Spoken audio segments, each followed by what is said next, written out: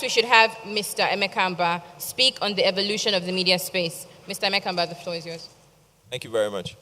First, let me say that I'm delighted to be here. I want to first congratulate the Red Media team for 10 years. We do share some history. I joined government around the same 10 years, so 2005, and known them and worked with them for this many years. And, I'm delighted to see the progress that I've made so far. I think, let me just kind of continue on from where the last panel talked and discussed. And MI shared some very interesting insights around media, its power. And it actually goes back to the evolution of media and what we consider to be today's media. There's a saying which has gained ground and a lot of traction these days, which is really that if you look at media, people say media should perform three roles. It should inform, should educate, should entertain.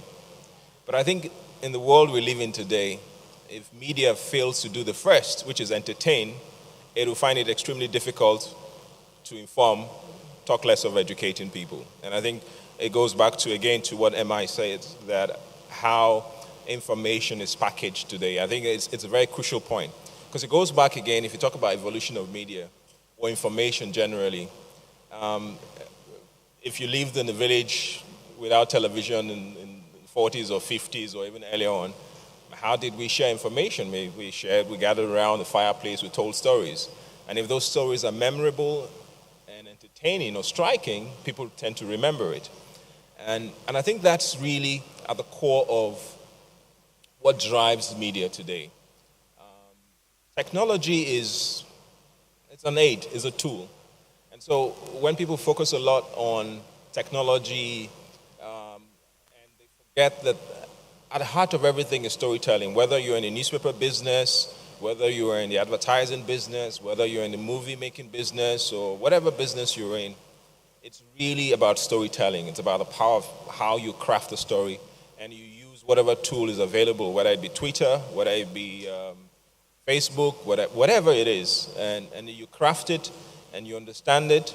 And because I, spent a few hours here and listening to conversations from different panels, whether it be traditional media, heritage media, whatever you call it. And the conversation seems to me, it's like going back to history. I don't know if you remember when radio first came, then television came, and people announced the death of radio. And everybody said, radio is going to die.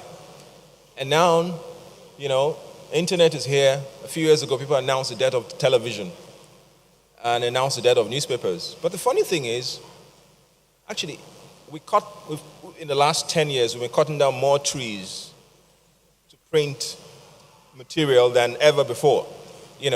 When fax machine came, we said, no, nobody's going to use, it's going to be automated office and stuff. But people, we still print stuff. There you have stuff in your hand that's printed. Why don't you just...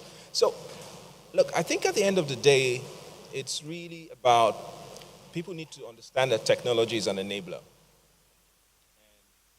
The art of storytelling will remain. And I think over the years, over the millennia, human beings will use whatever technology, will craft the technology. It's evolutionary. It's a bit like, how do you put it?